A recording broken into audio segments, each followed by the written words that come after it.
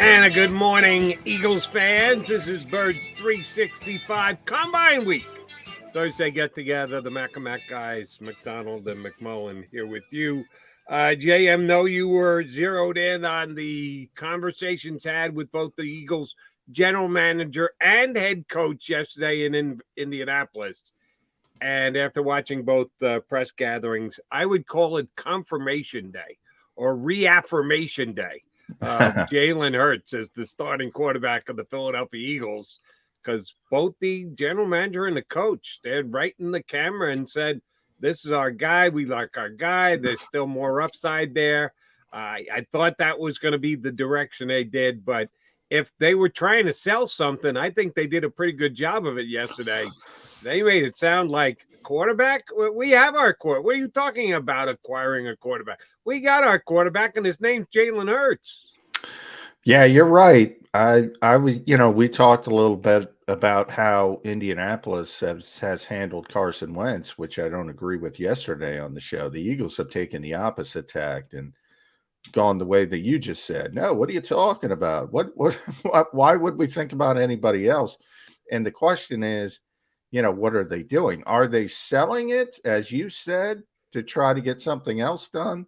Or are they just being upfront and saying, this is our quarterback. Why would we look in another direction?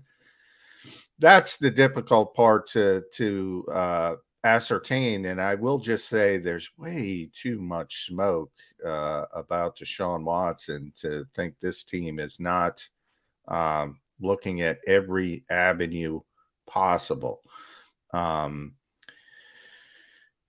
Yesterday, Albert Breer from Sports Illustrated, these are not exactly, low-level hitters when it comes to NFL and information brokerage, as we like to call it. And again, I give that trademark to Mike Sealski, but, they're being fed certain information. I thought it was interesting who asked the Deshaun Watson question during the Howie Roseman press conference, and that was Jeff McClain from the Philadelphia Inquirer, who knows as well. I mean, and then I go back to Howie's quote himself, and I said it yesterday, I think late in the show, about if you want to play it safe, you can win 10 games, you can make the playoffs, but if you want confetti dropping on your head, you got to take some chances. You got to swing for the fences. But it's also smart, Jody, because there's no reason to do what the Colts are doing and throwing their quarterback under the bus. You devalue that particular quarterback. And they're not, perfect comparisons because different stages of their career. One's still an evolving player. One's a descending player. So a lot of differences, but just from the standpoint of being a general manager, I've never understood trying to devalue any kind of asset. So the Eagles are never going to do that. But I do think people that have put the punctuation on the end of the sentence and are saying Jalen Hurts is a starter in 2022 come September. Well, I still think that's far more likely than not. But I don't think you should put the period on that sentence. I think you should put a comment and say, unless blah, blah, blah, blah. Yes. You talk about throwing the quarterback under the bus. And I like the guy because I've seen him do interviews, and he's got some creativity to his game. I just don't think he's got the arm to be a winning starting quarterback in the league. Taylor Heineke has won games for the Commanders the last couple of years. And, man, can you throw your starting quarterback under the bus more than them? Their general manager comes out and says, we've contacted every team in the National Football League that might be looking to move a quarterback. Yeah, Taylor, don't send the laundry out because you might not be there long enough to be able to pick it up. Damn. So there are different situations and circumstances around the league with teams that tell kind of a inflex position in the National Football League, which you don't get much. But then again, you got guys like us who are questioning when there is flexibility there, when parties come out and say, hey, not happening. Like Pete Carroll yesterday came out and said, we have no intention of trading Russell Wilson. Is that just posturing? Is that putting a position in place that you think you can get leverage off? Or is that just them telling the truth? And we're not wanting to hear it because it's not as exciting as if Russell Wilson is on the market for all the teams in the National Football League. Yeah. Well, remember what Howie Roseman said last year before the Eagles traded Carson Wentz. If you remember the finger comments, I can't imagine it'd be like losing one of my fingers. Well, if he chopped that finger off as soon as he so, you know, I say it all the time. You hear me say it all the time. Nobody's under oath in these things.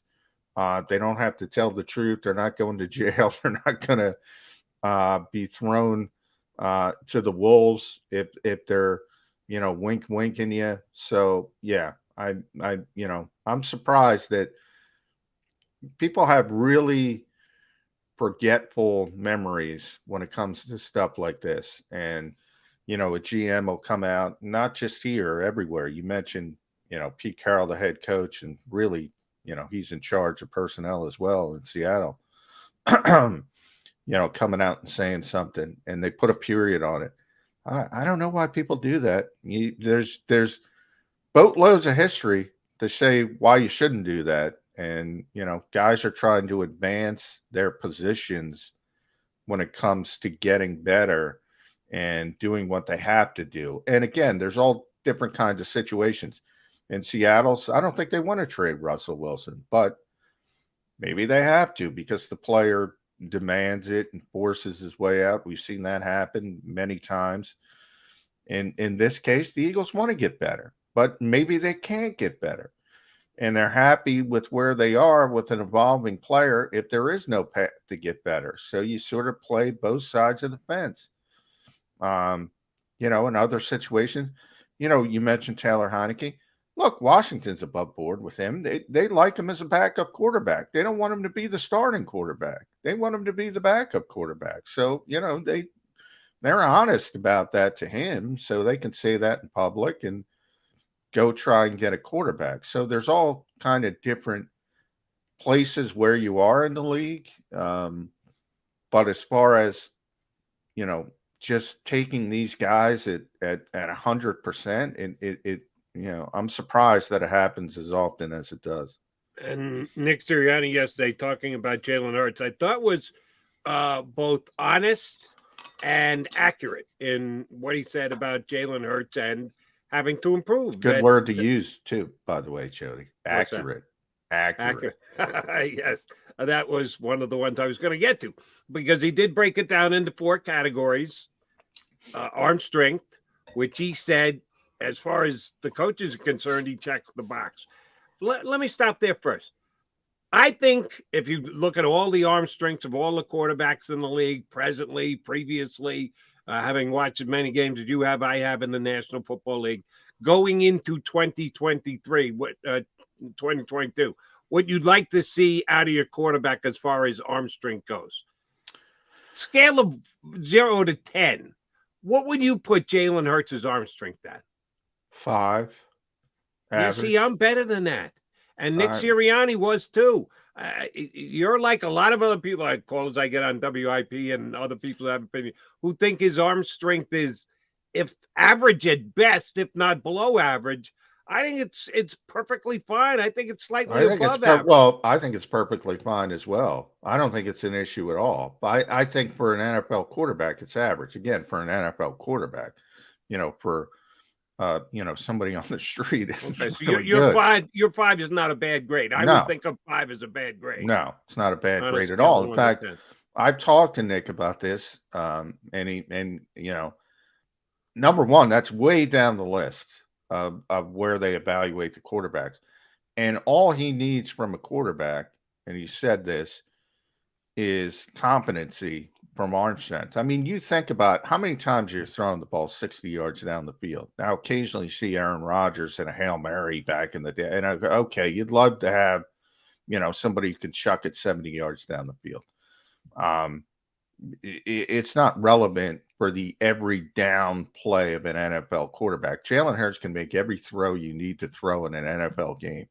But I can also tell you, and this is direct from the mouth of the head coach, that's far down the list of the evaluation, and they don't have a problem with that. Number one and number two are accuracy and decision making. Right. And those are the two things he mentioned. And those are the two biggest reasons for success when it comes to an NFL quarterback. And those are the two areas where Jalen Hurts needs to improve most. Number three in his mind is movement skills. Obviously, he's brilliant at that. That's no problem. Arm strength is no problem for the Eagles. 1 and 2, though, got to get better. Yeah, see, and I think arm strength is pretty damn important, and I think is fine, well, is above average. And to me, arm strength is the ability to throw it 65, 70 yards down the field. Surely is a nice tool to have in your box. But much more important to me is out of the pocket, on a line, on the sidelines. Can you throw a rope to a toe-tapping wide receiver? That shows arm strength more than being able to drop back and cock it and put it up there as a rainbow. Well, and understand when guys like the Eagles grade, arm strength, again, you're grading it against the guys with arm strength. So if you're going to start with Patrick Mahomes or Josh Allen, probably Josh Allen, and Rodgers would be in that category as well. Even at his age, you're not those guys, obviously. But he can make all the throws that you just mentioned. He can make all the throws. So it's not an issue for the Eagles. I know that part of it, as I said, for 100% certainty is not an issue for the Eagles. I've heard that from the head coach himself. There are other issues that are problems for the Eagles, and they're more important problems. That's why I don't even, it's average compared to other NFL quarterbacks, but he can make every throw, and that's all you need to do. And especially in modern NFL offense, this is not the days of Darryl LaMonica where you're going down the field all the time and taking shots and even deep balls. Though Jalen has the ability, if he gets the ball out on time, like that's a bigger issue because he's got a nice touch on his deep ball. But his problem there is ball's not out on time, and that creates all kind of issues down the field. And that comes under decision-making capabilities because let's remember, and this might be us being overly optimistic, the Eagles arguably have the best offensive line in the National Football League. If they're certainly in the top 5, they're somewhere between 1 and 5, wherever you want to put them, whatever it is. Jalen Hurts has more time to throw the ball. Joe Burrow, who is fresh off a Super Bowl appearance, could sue for lack of support from his offensive line. The Eagles don't have that issue or didn't have it this past year, and we optimistically believe won't have that issue going forward. Their offensive line is that good. So, yeah, he's got that time. Some quarterbacks' decision-making process is sped up because you only have 2.3, 3.1 seconds, depending on 5-step drop, 7-step drop. That speeds up the process. And Jalen Hurts should have enough time to make those decision-making plays that he needs to make. And, yeah, that's something that he can improve on. So if we look at those two facets, decision-making, we believe that he's got creativity down, he's got arm strength down, decision-making and accuracy are the two that certainly the Eagles believe he needs to get better in. Are those things that you can get better in year 3 in the National Football League? Looking at previous quarterbacks, what they've done, where they come, the process of getting better in the NFL.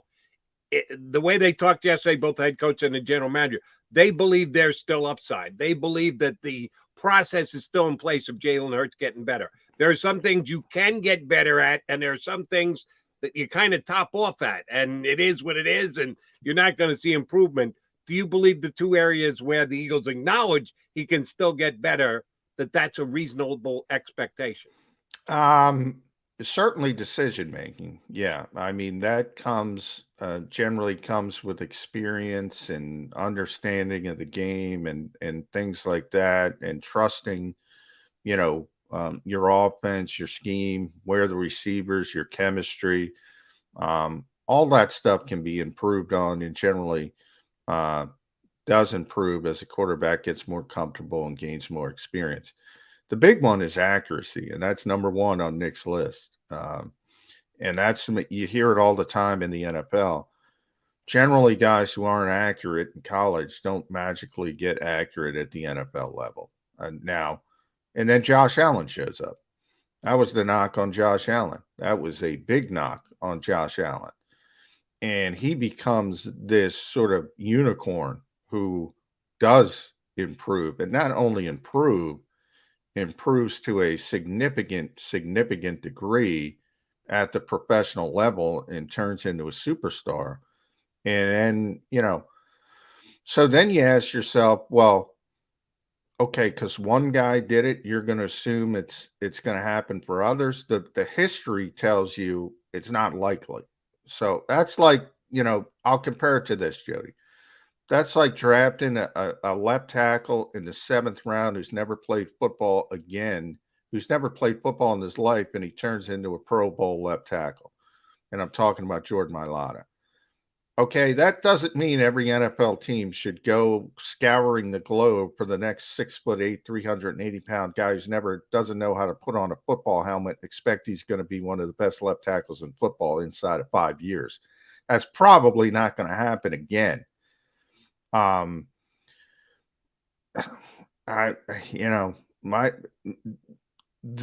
Most of the guys who aren't accurate don't turn that corner when it comes to the quarterback position. Right. And I think if you're holding on to Josh Allen as this, well, look at Josh Allen, I don't think that's the way to do it. And I think that's the biggest concern for the Philadelphia Eagles. Exception, not the rule. I know, I understand the point you're trying to make. It's a good one. One last thing, and we're going to get our first guest up here. We got 2 good guests coming today. Tommy Lawlor from EagleBlitz.com. We had him on late in the season, did a good job for us. We're going to punch him up again today. Is part of the optimism that the Eagles have right now about Jalen Hurts, if they were being honest yesterday, which we hope they were, that they've got their eggs in Jalen's basket right now and believe, despite Johnny Mack saying that accuracy doesn't often improve in a quarterback when he gets to the NFL, but they think that can still happen. How much of that is because Jalen Hurts has one of the best attitudes of players we've seen come through here, quarterback or any other position, in 2 years, 5 years, 10 years, that he is just such a driven guy and a leader of men type of guy. We just had a quarterback situation with a guy who couldn't lead guys, and it was proved because he went elsewhere and couldn't lead them either. Everyone sings the praises of Jalen Hurts on how great a individually motivated player he is and a motivator of his fellow teammates. How much is that is driving their optimism that there's still that much more upside for Jalen Hurts to tap into? I think a lot of it. I mean, Nick says constantly, generally the guys who reach their ceiling in this league, and he says this a lot, you got to have talent, obviously. You have to have that baseline talent to play in the NFL. But when you marry that talent up with work ethic and love of ball, his constant praise, that's when you get special players.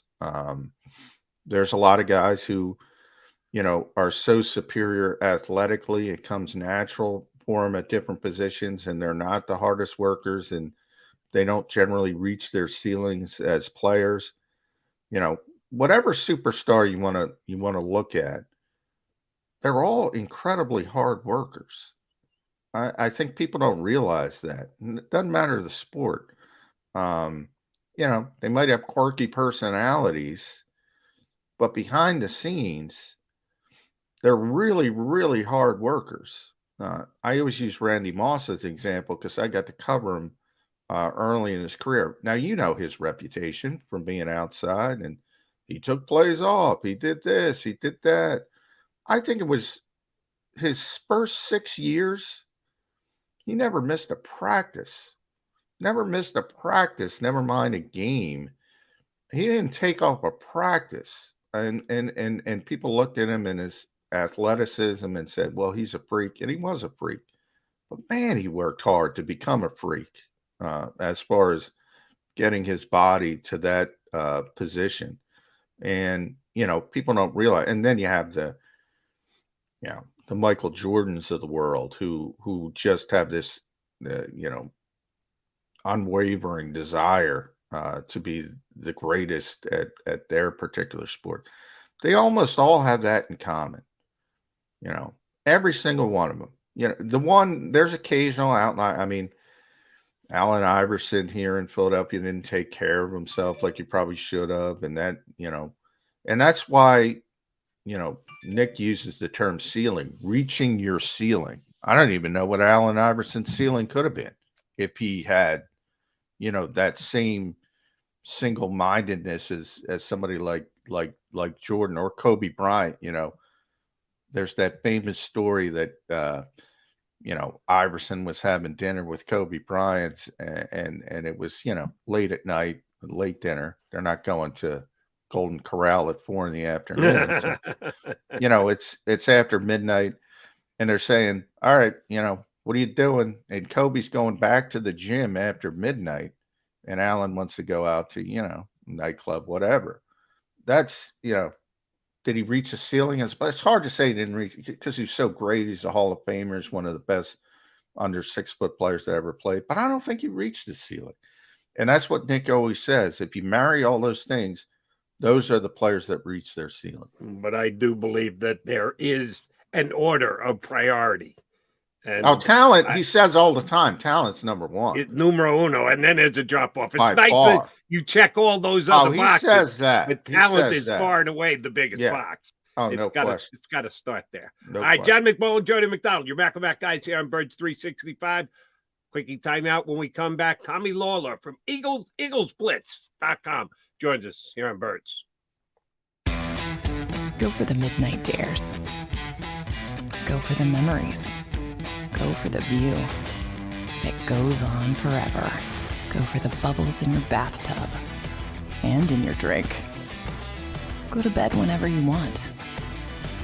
Or don't. Go for him. Go for her. Go for the win. Go to Ocean Casino Resort. Book your trip at theoceanac.com. At Stateside Vodka, every new customer gets the world's best rocks glass. Free.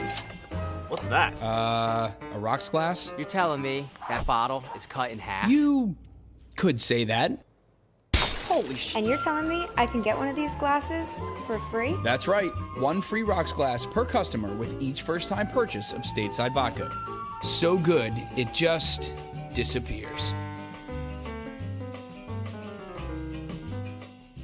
Imagine for a moment that you went to work today, and when you came home, you were catastrophically injured. Your life and your family's life. That's what happened to union construction worker Mike Little. I was scared of what the end was going to be, but to be 100% honest with you, I knew I was going to be all right just by talking with Brian. In my heart, I just knew everything was going to be all right. Call the firm and find out why they say, "We got this." Call 215-458-2222.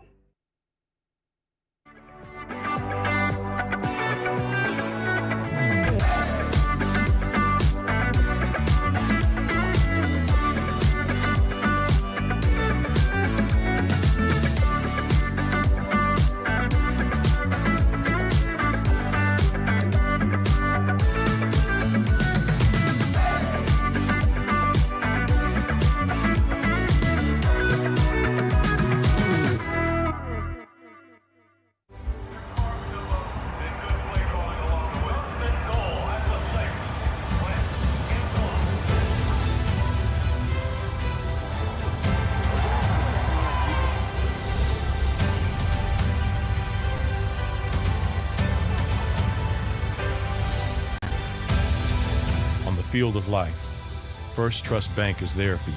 Champions on 3. 1, 2, 3. Because Philadelphia dreams deserve a Philadelphia bank.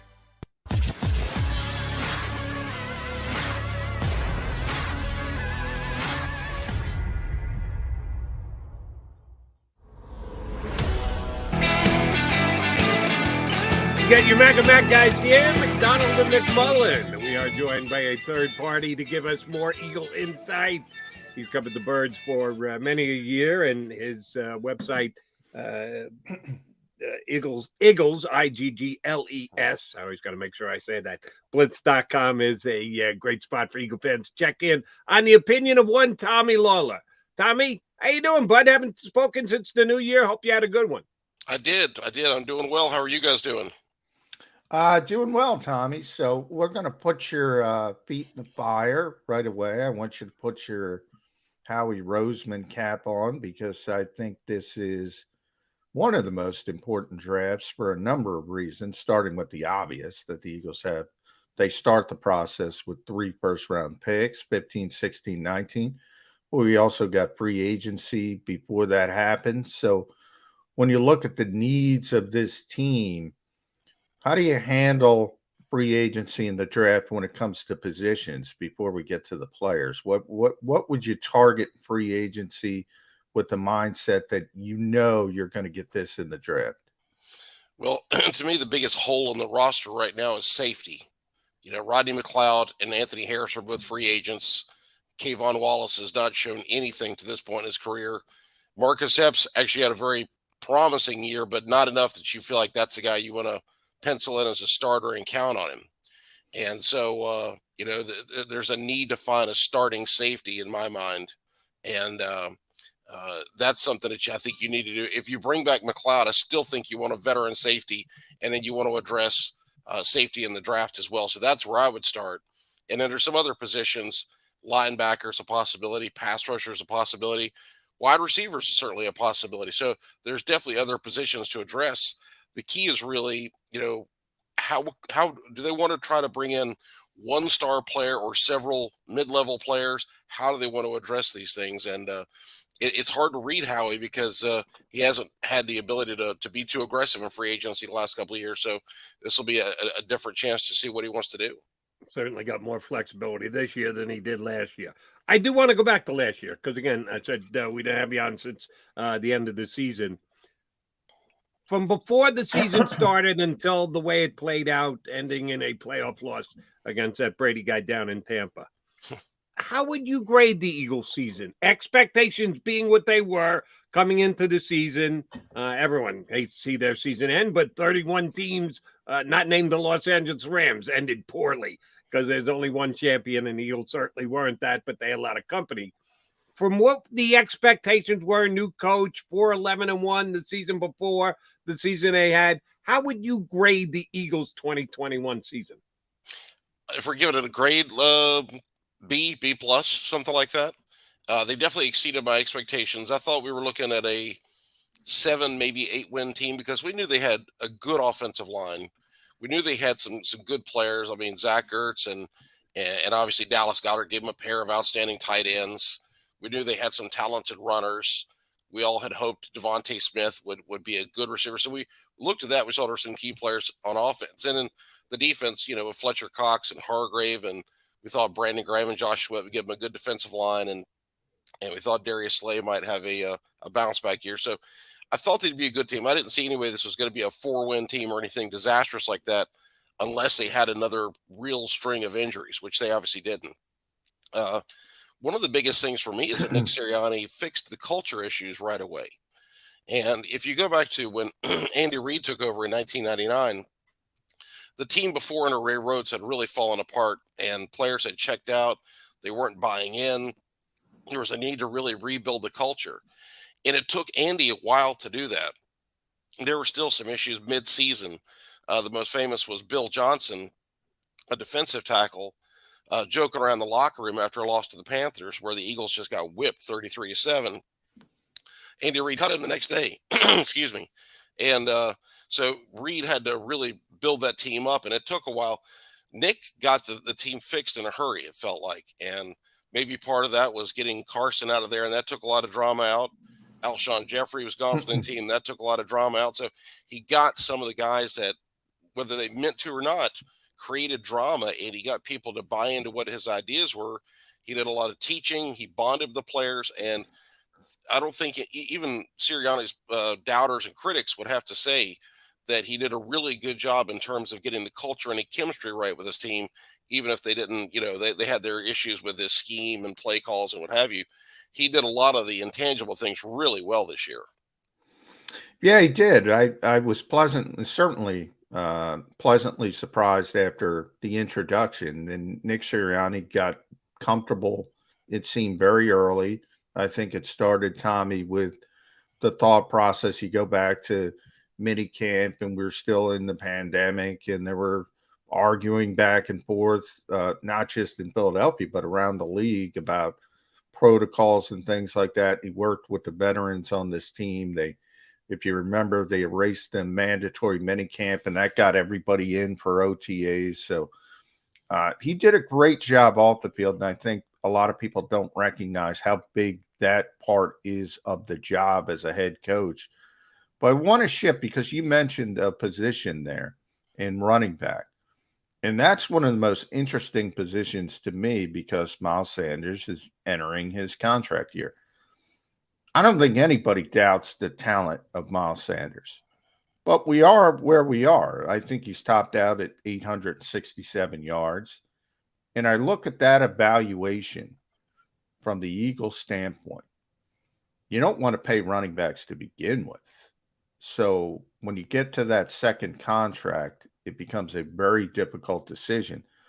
So I start thinking about Miles Sanders, Tommy, and I say, well, if he goes for 860 yards again, he's probably not going to get that second contract. If he finally breaks out and has that 1,400 yard season that everyone was expecting, then he's going to be really expensive. And do you really want to pay the running back position? I don't know if the Eagles want to do that. So is running back in the draft a bigger position than people think because of the situation the Eagles are in? Absolutely. I think it's a position they could address. I don't think there's anything in the first round that's going to happen. I don't think there's a first round running back. No. Second round possibility, but I looked at the third and fourth rounds as a place where you could find somebody and make a move there. Brian Robinson from Alabama, I think, would be a really interesting fit because of the size he has at 6'3", 220. And if you watch the Senior Bowl, he did an outstanding job as a pass blocker. And he's also a good pass catcher. So he's the kind of complete runner with size, could fill the Jordan Howard role, except he also would be better in the pass game. So that's a really interesting. There's a bunch of good runners that you could find second, third, fourth, maybe even into the fifth round. We saw last year San Francisco found Elijah Mitchell, I think, in the fifth round, and he had a terrific season. Yeah. So, with the Eagles' offensive line and Jeff Stoutland's ability to be creative schematically with the run game, you don't want to overinvest in a running back, but at the same time, it's not a position you shy away from because the Eagles are going to use multiple running backs.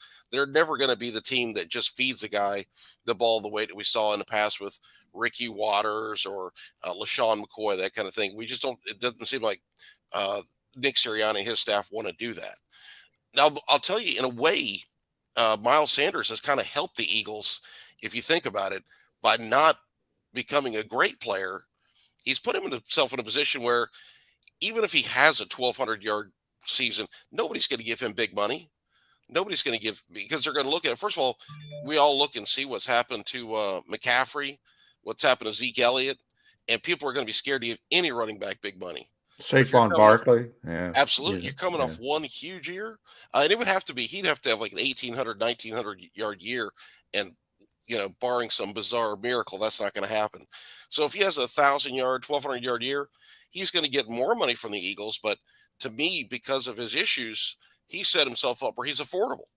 And it's weird at running back because you're scared if you do find a great player, what do you do? Yeah. Because if you pay him, history tells you, recent history, that it's going to be a problem. So you're almost scared to be too good at running back. You get yourself into a conundrum there of what you do. I knew there was a reason I wanted to have Tommy Lawlor on the show today. I've been saying the same thing for months. Miles is going to get paid. Paid by who? Who out there is going to pay Miles Sanders? Oh, the Eagles going to lose him because, we'll see when he hits the open market. I think it's relative. I'll say, he's not getting McCaffrey money. No, he's not getting Dalvin Cook money. But I don't think the Eagles would want to pay $6-7 million. Can he get in that range with a big year? I think he could get in that range with a big year. And I don't think the Eagles would want to go there. That's just my opinion. We'll see. I don't know what his right. It's all dependent on what he does this year, what kind of season he has. If he has his best season ever, yeah, then he's going to be in the $6-7 million range. But if he has a complimentary season to what he's had the last two, misses games and the like, he's going to be a $4 or $5 million guy, and there's as good a chance that he stays here as he goes anywhere else. All right, I want to move away from the running back position, but stay in skill positions, and that's wide receiver. Yesterday here on the show, we talked about Traylon Burks a lot, the big kid from Arkansas who apparently the Eagles met with before the wide receivers ever went on the field to actually do any working out, tipping their hand per chance. We debated back and forth on whether Howie Roseman would have nerve enough to take a wide receiver in the front. They got 3 first-round picks. We know he's got wide receiver in the first round 2 years running. That's Jalen Reagor, who the number 3 tight is, who are the number 4 receivers. So if you go and invest in a wide receiver, where are you throwing the ball? Where are those passes coming from? So it's if the Eagles want to stay with the run heavy game, then I don't think you invest in the wide receiver because it doesn't make sense from a resource allocation standpoint.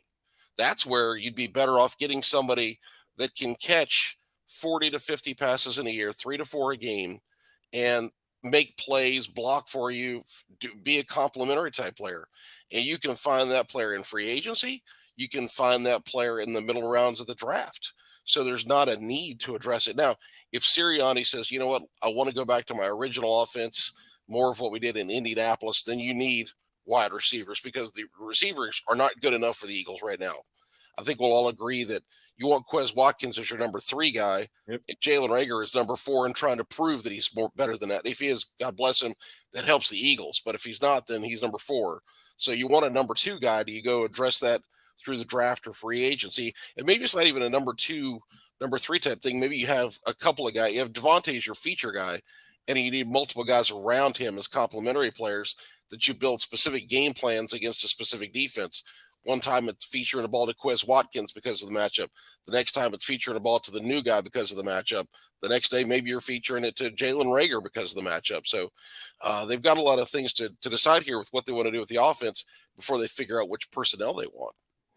Well, Tommy, let me flesh that out a little bit further as far as the offense as a whole with you, because if there was one prop bet I could take about the Eagles in the first round, it would be that they are not going to take 15, 16, and 19. And Howie's going to move up. He might move down. He might trade out.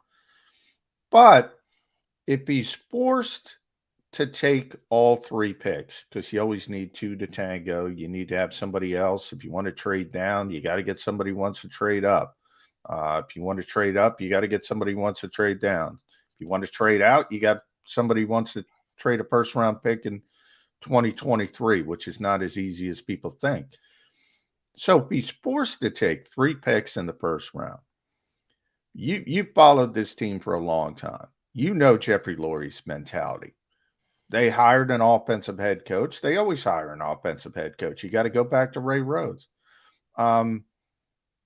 He believes to win consistently in this league, you need a high-powered offense. Do they have enough discipline to take 3 defensive players in the draft? Because I don't think they do. So they're going to take an offensive player somewhere if they take 3 picks. Agree with that or not? If they spend all 3 picks, I think there's a good chance that one of them is going to be on offense. Yeah, I think that makes sense. I'm with you. I lean toward them not using all 3 picks. To me, you don't want that just from a financial standpoint. Let's say that Howie Roseman has the best draft in a decade and nails all 3 first rounders. 5 years from now, he's got 3 guys hitting free agency he's got to pay mega bucks to, and that's going to kill you cap-wise. So from that standpoint, you don't want 3 first rounders. So there, you'd rather trade one of those picks for a future pick if you can. And as you say, that's not, it takes 2 to tango. So they've got to find a partner. But if they could move one, then you could draft a defensive end and a safety, draft defensive end and a corner, defensive end, linebacker, or they could still go offense there. And I think if we look at what the Rams did, the Rams had the best receiver in football this year in Cooper Kupp, and then they went and they had Robert Woods, when he got hurt, I guess actually Woods was healthy when they made the deal for Beckham. Yeah, he got And towards then, ACL that day when Odell showed up. Yeah. And then so they had an elite player in Beckham under tough circumstances, but when they got to the Super Bowl, they had a couple of stars in that offense, and so there is a need for firepower in offense. There's no doubt about it. That's why the Eagles, as I say, they've got to decide what they want to do with the run-heavy scheme that they used last year. Is that capable of winning a Super Bowl, or is that something you do in a short term to try to develop Jalen Hurts and put him in favorable circumstances? And it's an interesting philosophical question. That scheme, I think, could win a Super Bowl, but you'd have to have the right personnel to do it. And the Eagles had good enough personnel to get to the playoffs, but whether that's capable of winning in the postseason on a consistent basis, I don't know. We've seen the Ravens have some postseason success running a similar offense, but even them, they've run into some brick walls in the playoffs. It's funny that you went there because that's exactly where I was going. Harkening back to what Howie said yesterday, they need to put better pieces around Jalen Hurts. They believe Jalen Hurts is going to improve on his own because of his hard work and work ethic, but they need how do you put better pieces around them? Well, free agency starts in less than 2 weeks, but they're there at the draft, so everybody's thinking, they're at the combine, so everybody's thinking draft. And you're going to take 3 defensive players in the first round? That's not really helping Jalen Hurts. Yeah, indirectly it is because you get the ball back quicker, but directly helping Jalen Hurts is getting him some pieces, which means either offensive line and or a weapon. Jason Kelsey was a topic of conversation yesterday. Nick Sirianni said, yeah, I made sure I got him that keg. If a keg's going to be the difference between him playing and not, had it delivered today. Everybody expects, but nobody knows what Jason Kelsey's going to do. If Kelsey decides to walk away, what's the percentage chance they use one of those 3 picks on an offensive lineman? Well, I think that changes things dramatically. No question. Sitting in the middle of the first round, there's a kid named Tyler Linderbaum from Iowa who's the best center in the draft and is similar to Kelsey in that he's undersized, about 290 pounds, and real athletic, physical, tough blocker, a good leader, somebody that you could plug and play. If Kelsey walked away, you could draft him, put him as your center, and you'd be set for the next 8 to 10 years is the way you'd look at it, because that's the kind of player he looks like. He's not a project. He's not a guy who's a workout warrior. He's a outstanding football player, seems like a heck of a person, and would fit right away into a team, and I think you could have real success there. So if Kelsey walked away, that would change things. Now, they could still draft Linderbaum and make him the center of the future and have him sit for a year. Or, as we've seen the last couple of years, the Eagles have had their injuries up front, right? So he could play right away if needed. So that's a possibility. It was interesting. Daniel Jeremiah put up a little thing on Twitter the other day showing that you don't need a bunch of first rounders to have a good offensive line and win the Super Bowl. And he showed where there weren't a bunch of first rounders that were actually on the offensive lines that have won recent Super Bowls. You can find players on day 2, day 3, or through veteran moves and build your line. So you question maybe, do you want to spend a first rounder on offensive lineman? If the Eagles have a good offensive line, arguably the best in football, so do you want to spend another high resource there, or should you maybe go ahead and spend it on a skilled player and give another weapon to Hurts, because weapons make the difference with the ability to win games? So maybe that's something that would make them lean towards a receiver, even if they're going to go with the run heavy offense. Let's go ahead and have a guy, maybe he doesn't catch a ton of passes, but when he does, he's a difference maker. So there's many different ways to look at this and try to figure out what they want to do. Yeah, the Eagles are such a unique team when it comes to the offensive line, because you're right with Daniel, but mainly it's on the interior line. You can get guys in the 4th, 5th round. Left tackles, interestingly, I think 21 of the 32 are first round picks. Yet the Eagles found a 7th round pick who never played the game before, who's a top 5 left tackle. So they're kind of unique. And I think the reason for that is Jeff Stoutland, because he develops players better than most offensive line coaches, to say the least, in this league. But we've gotten this far, Tommy, and we haven't talked about the quarterback, because he got another vote of confidence yesterday. Pretty strong one from Howie Roseman, pretty strong one from Nick Sirianni. Yet Albert Breer's out there saying, The Eagles are checking in on the Deshaun Watson situation. Jeff McClain asked the question. Jeff knows what he's talking about. Deshaun Watson situation. Why is everybody putting a period on Jalen Hurts being the starter in September? And should they be putting a period on Jalen Hurts being the starter in 2022, in September of 2022? No, absolutely not. Jalen, listen, Howie and Nick said what they had to say. Yeah. They have to come out and support it. That's their guy. And if they don't acquire another player, well, the worst thing you can do is undermine your player in a locker room and say, hey, listen, we're looking around to try to find somebody better, but quarterback is the most important position in football, arguably in all of sports. So if you don't have a strong starting quarterback, you're going to have limitations unless they have a great cast around them. We saw when Peyton Manning won the Super Bowl in 2015 with Denver, they had a phenomenal defense. We saw, you go back to the Ravens of 2000, they had a phenomenal defense. They got by with Trent Dilfer. You can't count on that because the Eagles, based on what the three of us saw last year, I don't believe we'd call that a phenomenal defense. And so you've always got to try to have the best quarterback possible. And Jalen Hurts has shown that he is an effective starting quarterback in the NFL. He can get you to the postseason. Now, we have to say he didn't beat any really good teams last year.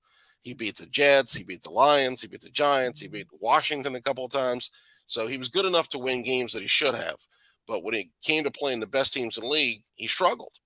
And he will get better from that. And there is potential for him to become a really good starting quarterback in the NFL. But will he ever be one of those upper echelon, top 5, top 6 guys? I don't see that ceiling with him. I don't think he's a natural enough, skilled enough passer to get into that group. So if you see one of those type players available, I think you'd be doing a disservice to your organization if you didn't make those phone calls and say, what is the asking price? What is going on there? And obviously with Russell Wilson, it's simply a question of would he be interested and what's the price? Deshaun Watson, boy, that's a whole other situation to deal with. You got to ask some legal questions, some moral questions, and that's just a much more complicated situation. It's worth looking into, but that move it's got a lot of layers to it. That would make me nervous. See, here's one of the things that I think isn't emphasized enough when we have conversations about quarterbacks. What is the price going to be? People just assume the price is going to be reasonable for Deshaun Watson or Russell Wilson or Aaron Rodgers.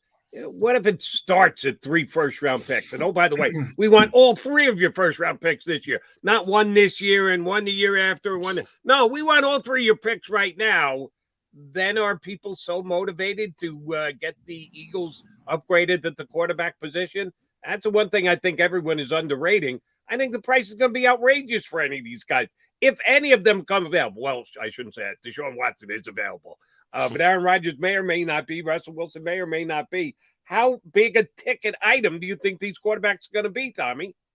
Well, Watson, I think we know Watson's up for grabs. And that's just there's a lot of the questions we mentioned a second ago with the legal stuff and moral stuff. And, let's say he was a free agent. Would you be willing to sign him?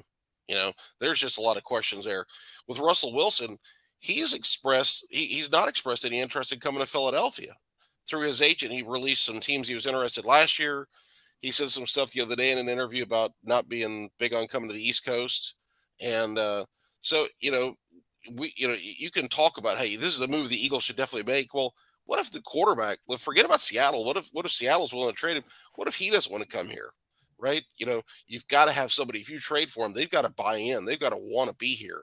If somebody doesn't want to be in Philadelphia, they're not heart and soul a part of this organization, then you're not going to get their best performance. So you have to look at a lot of different angles. And then the price tag is huge because, as we've talked about, it's been written about a lot and talked about on radio. You don't want to just write this blank check and give everything to get these guys, and then all of a sudden you can't improve the rest of the team. So there's a balance there. You've got to be willing to pay a steep price because you're getting a potentially franchise-changing player, but you just can't write a blank check and say, tell me whatever it takes. There's got to be some kind of limits. Just like when you go in to buy a car, buy a house, there's a walkaway number that you're at. You can't afford beyond a certain thing because it affects your entire budget.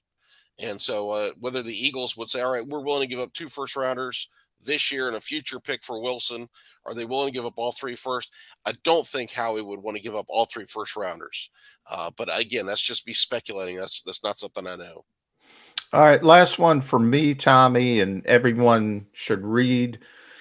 Tommy does a great job at eaglesblitz.com. That's IGGLES blitz.com, plus scoutsnotebook.com. You could follow him on Twitter at Lawlor NFL. Tommy, Jody's right. You know, not enough people talk about the back end of potentially acquiring a quarterback and what it would cost, and not only assets, but also money. But here, what I've heard from a lot of Eagles fans, and I want to throw this at you, is the Eagles shouldn't acquire a big name quarterback, whoever, insert name, Russell Wilson, if he became available. They got all over the hurdles. Deshaun Watson, if Jeffrey Lurie approved it. They shouldn't do it because they're not ready to win with a top-level quarterback yet. They need to add more. I don't think that's necessarily the case. I think that's the reason you get top-level quarterbacks, because they elevate everybody else. We kind of saw it with Joe Burrow, who goes from, Cincinnati goes from 2 wins to 4 wins because he got hurt. They probably would have been at 6 or 7. And then they're in the Super Bowl. We saw what Matthew Stafford, who's probably not elite, but just a tick under, putting the Rams over the hump. We know what Tom Brady can do, Aaron Rodgers, Russell Wilson. If the Eagles did have a quarterback like that, could they win right away, or are fans right and they're not ready? And even a quarterback like that can't elevate them. No, quarterback changes everything. Absolutely. You look at Russell Wilson. I don't know what the numbers are, but just as somebody who watches the games, if he's not the best downfield passer in the NFL, he's got to be close to the top. And think about how many times this year did we see a ball underthrown to Devontae Smith, just past him, just past Quez Watkins, off target from Jalen Reagor. If Russell Wilson is throwing those balls, we're looking at a handful of touchdowns. And those are game-changing plays. And beyond that, it develops the confidence in the players on the field with him. You look at Seattle. Seattle's hit with a guy like DK Metcalf, who was a high pick, or a second rounder. But they've also had guys that were receivers that were taken in the middle rounds who became good players because they had a star quarterback throwing on the ball. They developed confidence. They trusted him. They made plays. They developed a rapport with him. And so that has a transcendent effect if you have the right quarterback. Look at Tom Brady. When he got to Tampa, we knew he had a star player in Mike Evans, but Chris Godwin played his best football there. A guy last year like Scott Miller emerged as a key player for them. And, Scott Miller was not somebody that anybody knew about. They had players this year who would come out of nowhere due to injury and step up. So when you have a star quarterback, it absolutely makes the other players around them better. If nothing else, it makes them believe. And that just allows players to play at a different level emotionally, mentally, and brings out the best in them. And when players walk onto a field and know, we can go back through history and look, when you go back to 1993, when Randall was the starter, the Eagles were 4-0. He gets hurt. And they bring in Bubby Brister, and the Eagles lost like 6 straight games. And you just knew when you walked out and 12 was over there on the sideline in crutches and in street clothes, and you got Bubby Brister lining up under David Alexander. You're like, yeah, we're in trouble, right? We're just in trouble. This is not going to work. And so if you walk out, no disrespect to Jalen Hurts, but if you walk out and you see that's Russell Wilson, that's freaking Russell Wilson, man. Yeah. You've seen that dude terrorize the NFL for a decade. He's won a Super Bowl, just like we see with the Sixers. You put a guy like James Harden out there and look at the way that all of a sudden other players, he's making the guys around him better. Now, I do think we have to be careful. A few people on Twitter got all excited. Look what Harden did. If you go get Russell Wilson, it's going to be like that automatically. That's not necessarily true automatically, because in basketball, you have 5 dudes on the floor. So the effect is so much different. In football, it's a little bit less. But the point is still the same. He's going to make the players around him better. And so, yeah, but that's the excitement and the thought of if we want to just talk about the smart thing to do financially and whatever else, let's stick with Jalen Hurts. He's cheap, he's young, he gets along with everybody, he's durable, he's tough, he's smart, he's a likable guy. There's a lot to do there. But if you want to go win a Super Bowl, is he good enough to win you a Super Bowl? I don't know if he is. He might be, but based on what I've seen so far, if you said, Tommy, bet $1,000, is he ever going to win a Super Bowl career? I'd bet against him. I haven't seen anything that makes me think he's going to be that guy. Tommy, last one for me. And thanks for bringing back that Bubby memory. I'd forgotten Bubby Brister and Eagle Green. You really had to open that wound again, huh? Yes, sir. But I do appreciate it. This offseason, the Eagles have good cap space. They've got the ability to go out and be a player in the free agent market. Not a dominant one. There are other teams with more money, but there are other teams that have to clear money between now and the start of the year, that they're so blatantly over the cap. They are in a much lesser spot than the Eagles are. We know that of all the boxes that need to be checked, money is number one. I was talking with John earlier about what quarterback boxes need to be checked: arm strength, accuracy, ability to make plays outside the pocket, all those things. Number one is, for me, is arm strength. I think it starts there. Other people think that it's accuracy. And if you don't have the arm strength, doesn't matter how accurate you are. I was a Chad Pennington guy. I loved him. He couldn't take you to a Super Bowl because he just didn't have an arm.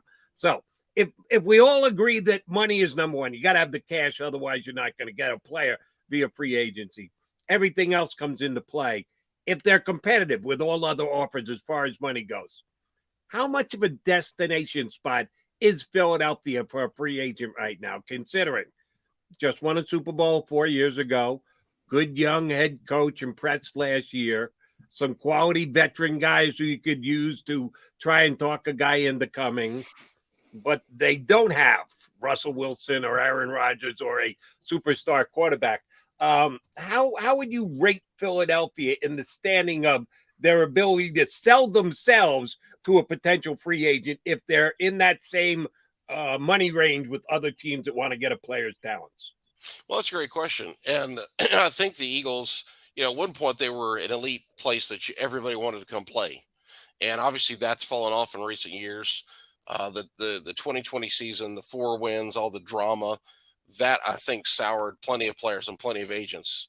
I think Nick Sirianni coming in right away, and as we said, turning the culture on instantly, I think that'll have a huge effect. And, players listen to other players. And I think when they see clips of Jason Kelsey on Twitter, on ESPN, and they see how passionate he is about the organization, the city, the team, I think that's going to have an effect, because that's a guy I think other NFL players are going to listen to and respect.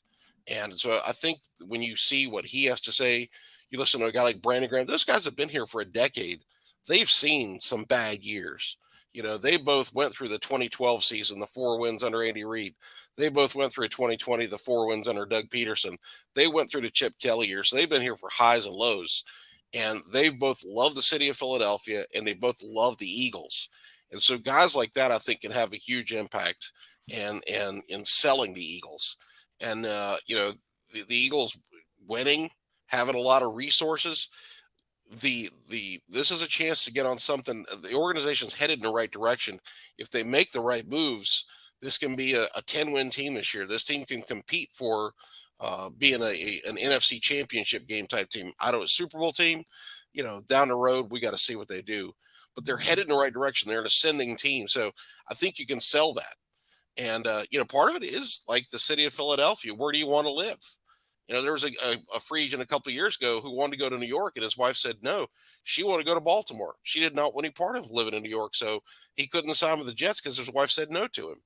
And then you get guys who just get homesick. There was a corner who the Eagles wanted to sign years ago. I think it was Fred Davis. And he told the Eagles they didn't want to let him out of NovaCare. And he said, well, take me back to my hotel. I want to go talk to my wife. They took him back, and he snuck out of the hotel and went back to New Orleans and re-signed with the Saints. And the Eagles were brokenhearted. They really wanted him to be their nickel corner. And so sometimes you just get guys who don't want to leave where they are. There's all kinds of weird things. But I think what Sirianni's done off the field has been huge. And I think the fact the Eagles did have success on the field is huge. And the fact they have these resources and there's no drama right now. You know, the biggest drama we had last year was some questions about Fletcher Cox buying in and this and that. But by the end of the year, Fletcher was saying all the right things, playing his butt off, and everything went well. So I think this is a team that free agents would want to join right now. It is less than 2 weeks away, and it is, for me, one of the most fun times of the year. I got that GM stuff in my DNA, so it always intrigues me as to the free agency playground and how good you can be in it. It sounds like we all agree, Eagles better than they were. Is it going to be good enough for them to be able to land the guys they really want? We shall see. Tommy, great stuff. We appreciate you coming on board. Thanks, bud. I'll get back to you again in a couple of weeks. We'd love to punch you up again. Sounds good. Hopefully we'll have some exciting moves to talk about. That is Thanks, Tommy. Eagles Blitz, IGGLES Blitz.com. Tommy's been covering the Birds for years, and he's doing it from afar these days. He's a Carolina guy, but don't kid yourself. You heard him. He's right on top of what's happening with the Eagles here in Philadelphia. John McMullen, Jody McDonald, you're back and back, guys, here on Birds 365. We'll come back, continue to talk about the Birds, and get Bob Grotz, our buddy from the Delco Times, up in hour number 2. Go for the midnight dares. Go for the memories. Go for the view that goes on forever. Go for the bubbles in your bathtub and in your drink. Go to bed whenever you want. Or don't. Go for him. Go for her. Go for the win. Go to Ocean Casino Resort. Book your trip at theoceanac.com. At Stateside Vodka, every new customer gets the world's best rocks glass. Free. What's that? A rocks glass? You're telling me that bottle is cut in half? You could say that. Holy shit. And you're telling me I can get one of these glasses for free? That's right. 1 free rocks glass per customer with each first-time purchase of Stateside Vodka. So good, it just disappears. Imagine for a moment that you went to work today, and when you came home, you were catastrophically injured. Your life and your family's life. That's what happened to union construction worker Mike Little. I was scared of what the end was going to be, but to be 100% honest with you, I knew I was going to be all right just by talking with Brian. In my heart, I just knew everything was going to be all right. Call the firm and find out why they say, "We got this." Call 215-458-2222.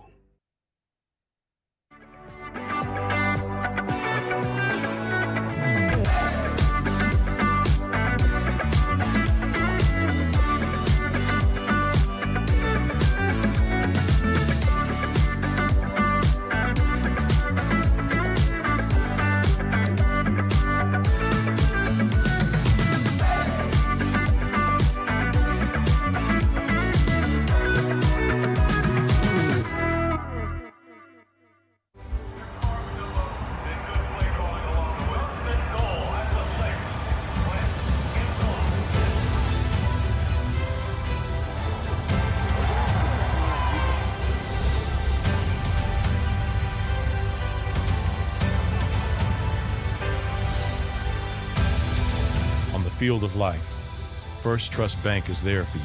Champions on 3. 1, 2, 3. Because Philadelphia dreams deserve a Philadelphia bank.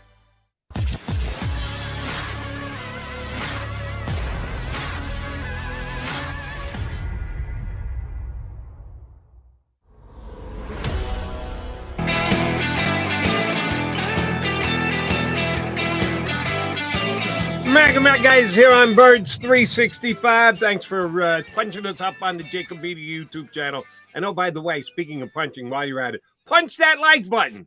What do we have to we do gotta here, we Johnny gotta Mac? pick that up. I haven't done that the last couple days. Neither That's have I, that's so, my right. bad. You gotta like, share, subscribe. Like, share, subscribe. There, I got 2 in. One of our loyal streamers on the stream said, "Yeah, remember to punch that like button when you first start. Thank you very much. Please do so. We got to improve our algorithm, or so I'm told. I'm sitting here talking to Johnny Mac Analytics, about Jody. football. That's all I know. Analytics. Our director of analytics, Xander Krause, says like, share, subscribe. Yeah, so certainly Xander's better than yours truly here. I'll try and stick to the football with you, Johnny Mac, and learn from you. Want to talk about a position we talked about with Tommy when he was on with us, and that's the wide receiver position. I don't know that I'm buying with what he was selling. It was just speculating as to the direction of the Eagles. I think the Eagles the run first. I like that thought process. It was interesting, but I don't think the Eagles want to be that. That's where I was going. Thank you very much for getting there for me. They did it out of necessity last year. Yeah. It wasn't like, ooh, the Eagles have they're above the curve on everyone else in the National Football League. No, the league is not turning back to a ground and pound league. It is still going to be a pass heavy, if not pass dominant league. And you correctly pointed out the owner has always been a believer in the more we throw, the better we move the football. I don't think they want to just come back and do it the same way they did it, even though it was the better way that they did it last year. So I think that just line of logic is off base. Oh, I think the Eagles still very heavily emphasize the passing game and want to emphasize the passing game. And that's one of the reasons why I think they are considering taking a wide receiver in the first round again this year, unless they don't need to, which means they will have gotten a much improved wide receiver somewhere else. And that surely could be free agency. Don't hold your breath for Devonta Adams. But there is the possibility of a trade. And you and I just talked about this briefly yesterday, that DK Metcalf's name came out in the mix over the last week or so. I think it's highly unlikely, if Pete Carroll is to be believed, that they have no intention of trading Russell Wilson. They're not going to keep Russell Wilson and then turn around and trade DK Metcalf. But he is on the 4th year of his rookie deal. He was not a first-rounder, second-round pick, so he doesn't have that 5th-year option. So they basically need to make a decision on him this season. But if they do make him available, if you're the Eagles, you got to have interest in him, even if they, like 31 other teams in the NFL, were questioned, well, why didn't you take DK Metcalf? Well, because he had an injury at that time, and they just didn't think he was going to be able to get over and become the player that he has. Now you evaluate him in that way, what he's achieved in the league, which is plenty. Metcalf is a very interesting name that if you wanted to, you could use one of those first-round draft picks and get a guy like that. I don't think that's an outrageous cost. It's probably a pretty likely cost. The other name that has come up a lot about the Eagles potentially trading for is Calvin Ridley, who became the man in Atlanta this year when Julio Jones moved on. Had a kind of up and down season. He's been a great number 2 guy this year. When he became the number 1, not as good as expected. And then at the end of the season, he had mental health issues, which knocked him out of the lineup. If he came here, you would assume that Devonta Smith could still be the number 1 guy. Hey, may the best man win. Whoever gets open is going to get the football more. If the cost is a number 1 pick for either of those 2 guys, Calvin Ridley already signed, but a big cap number, DK Metcalf, know full well you're going to have to sign him to a big deal. Which of those 2 potential wide receiver trade acquisitions would interest you more, Johnny Mac? Well, if it's a first-round pick, say 19, definitely Metcalf. I mean, he's worthy of a first-round pick. I don't think you would have to give up a first-round pick for Calvin Ridley, and I could be wrong, but because of some of the issues that you mentioned last year, I think he only ended up playing in 5 games. And, you know, I just think, you know, you look at it from that standpoint, can you get, to me, the bigger question is, can you get Calvin Ridley for a 2nd or even a 3rd round pick? And then I start to perk up and say, yeah, I think about that. Obviously, you got to do a lot of due diligence, but this team has had a history of dealing with mental health issues with True. Brandon Brooks and Lane Johnson. They have a better feel maybe than some teams, but you'd have to be really confident of where he is and if he wants to play and if he wants to be here and if he wants to come back and he wants to fight through it and do the things you need to do. All those are the bigger questions with Calvin Ridley. But no way, I don't even start that conversation with a first-round pick because of all that. With Metcalf, I mean, yeah, Guy's proven at this point, he's proven those medical red flags have not been an issue to this point. Now, his problem is he's up for an extension, and he's going to get a boatload of money. Correct. So you have to factor into that. I think he's worth it for that position. But going full circle to what Tommy said, look, I'm with you. I know for a fact. I mean, Nick Sirianni wants, to run 11 personnel. That's, he wants to, and you got to get receivers to do that.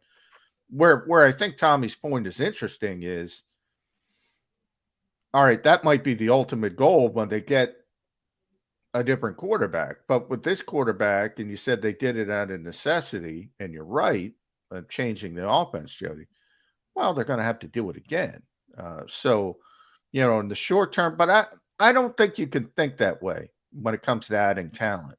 If you just got to add the talent and let the chips fall where they may. You add good players when you can and get them in here, and they need more talent at the receiver position. So they should listen to everything on the trade market, obviously in free agency, and even the draft, which I think is the least likely scenario because of the history. But they're going to bring in a receiver through some avenue. So all these names should be on the table.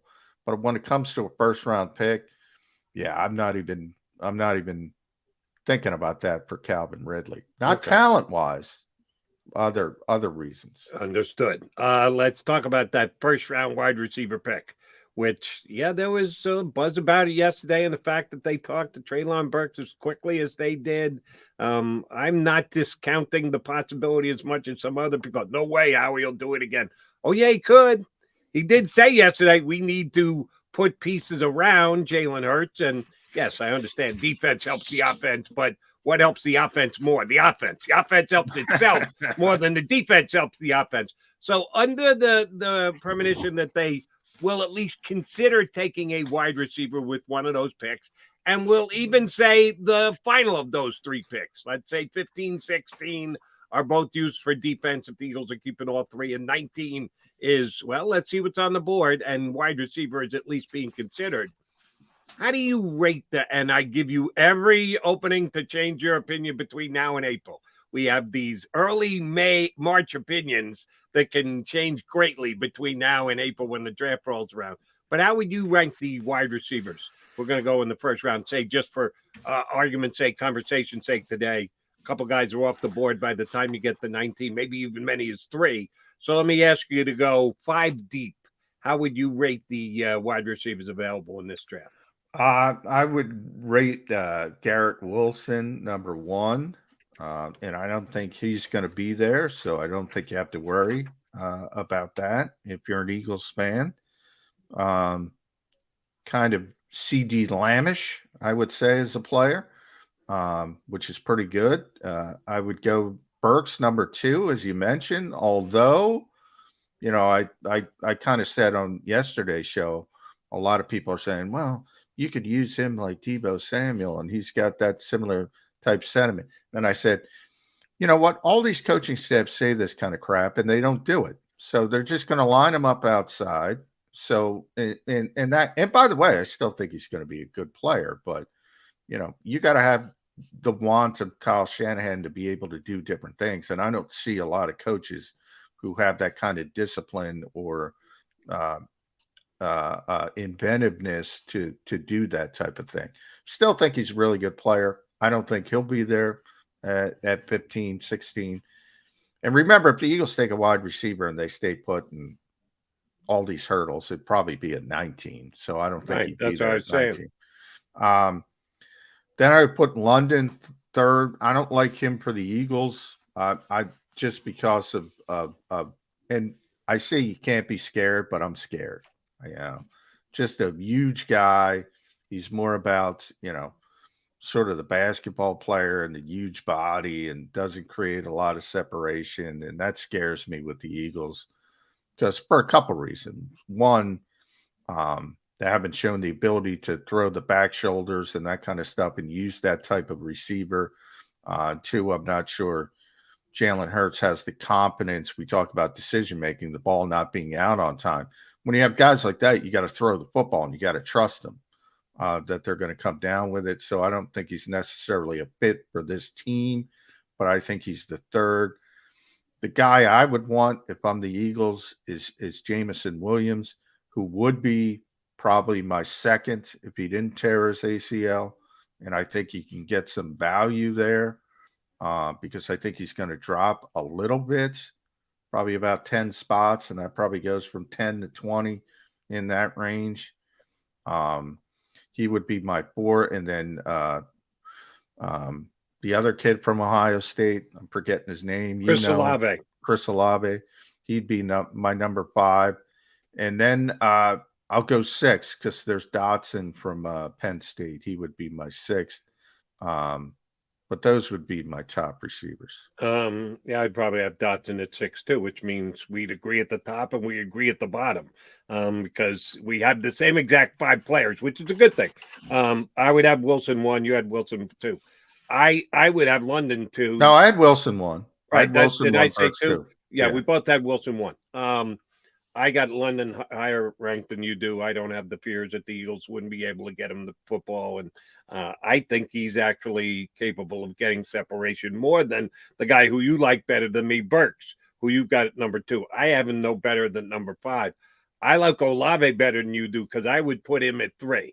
Is Williams a more talented player? Yes, but comes with a question mark because he tore the ACL.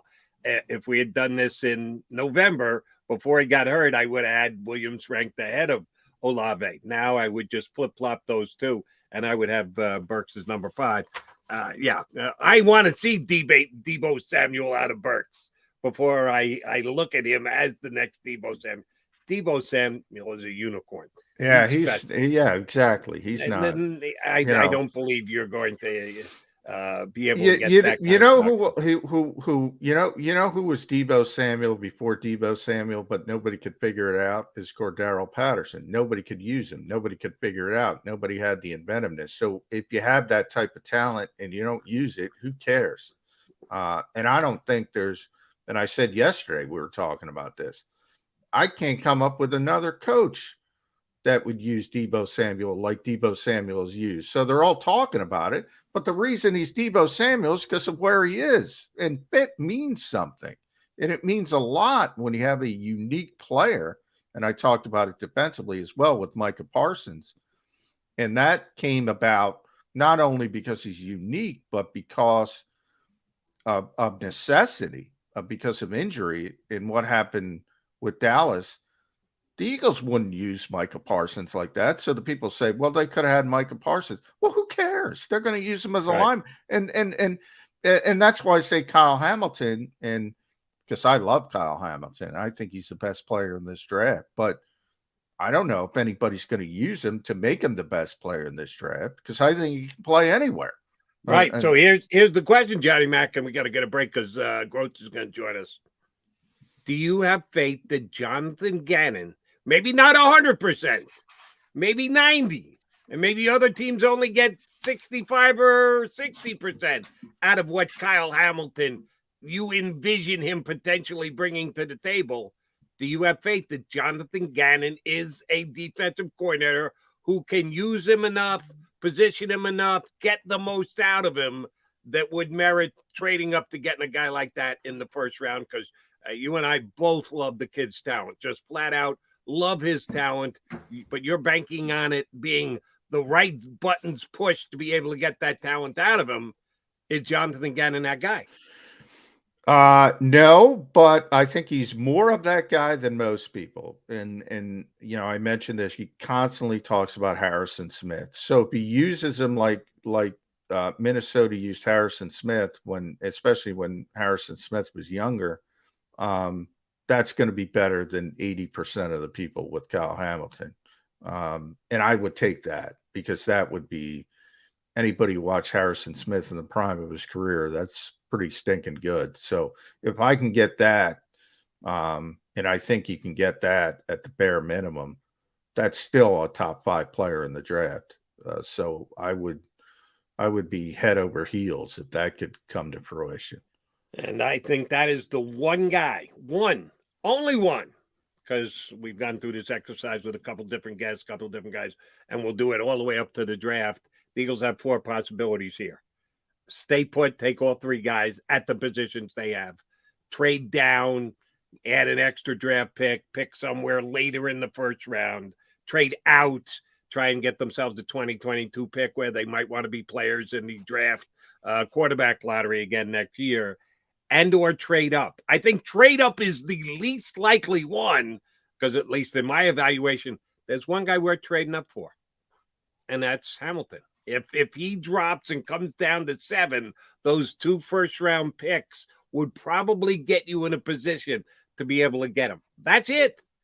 Even for a guy like Thibodeau, you can sit where you're at and get a comparable pass rusher. The drop off from Hamilton to the next, and I'll go beyond safety. I'll just go any defensive back is great enough that I would say, damn it, I'll give up a first-round pick to be able to go get that kid. So both John and I are on the Hamilton bandwagon, to say the least. All right, Johnny Mac, your Mac and Mac Birds 365 guys. We are scheduled to be joined by Bob Grotz of the Delco Times.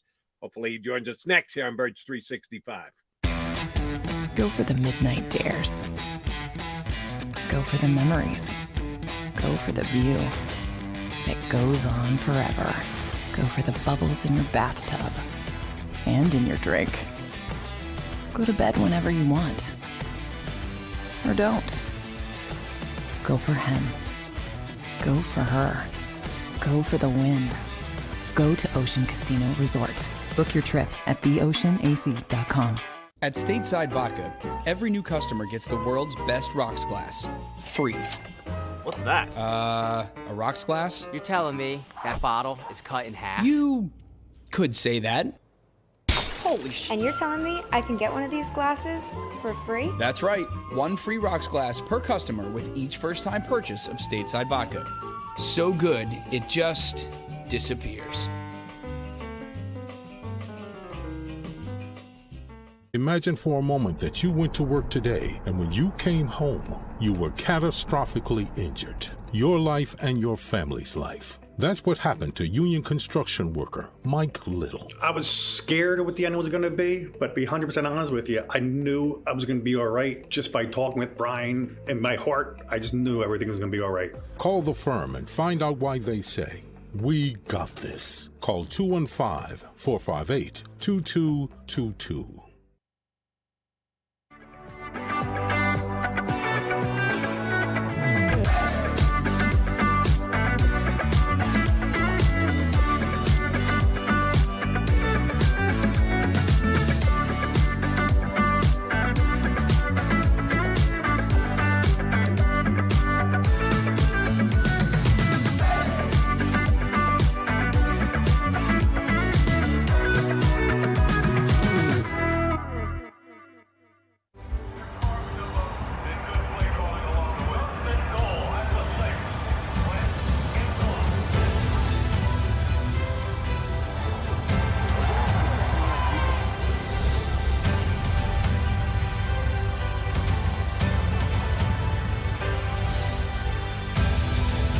Field of life, First Trust Bank is there for you. Champions on 3. 1, 2, 3. Because Philadelphia dreams deserve a Philadelphia bank.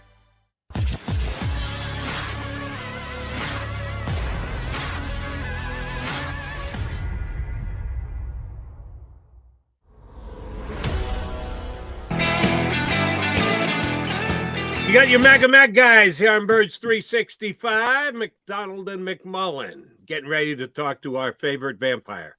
I don't know why it is. He's always dark. Is it dark where you live, Bob Grotz? I don't know what the deal is. Do we have these fancy lights that you don't have? I don't know why it's always like, got to look for Bob Grotz. Make sure he's in there because you can just about see him. Yeah, I can't see you guys. Yeah, he's got that Johnny Cash vibe about him. That's very good. That's a good call, McMullen. He does look like Johnny Cash. Well, Bob's the coolest guy in the world, just like Johnny Cash. There you go. Thanks, John. You know what? The only reason I came on this show is to take my game to the next level. You always do when you come. Starts with Speaking of taking it to the next level, let's go there then. both Harry Roseman and Nick Sirianni yesterday were believing that Jalen Rose can take his game to the next level, that there is much improvement still to come from Jalen Hurts. They doing a good sales job, truly believe it. They went bent over backwards to pat their guy on the back. You buying, Bob Grotz? Well, they got to say that. And are they still looking? Yeah, they're still looking to see what develops out there.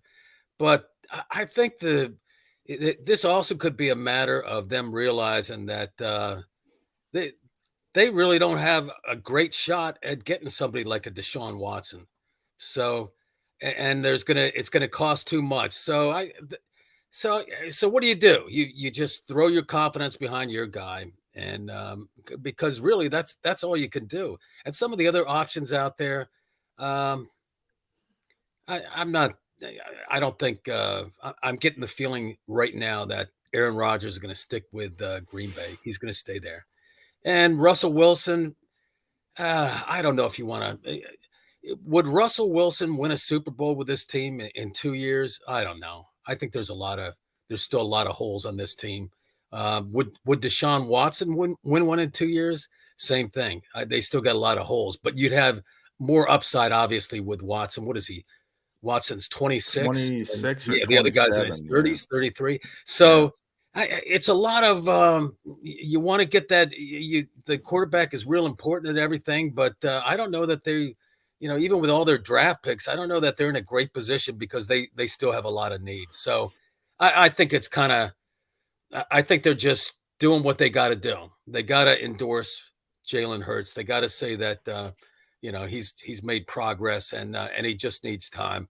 But I'll tell you this. I mean, Nick Sirianni's not the most eloquent guy when he speaks. And it sounded like he needed to see Jalen Hurts for the next 20 years or something like that.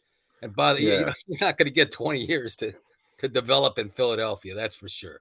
So, that is for sure. Yeah, I mean, it was kind of it is what it is. He's your guy right now.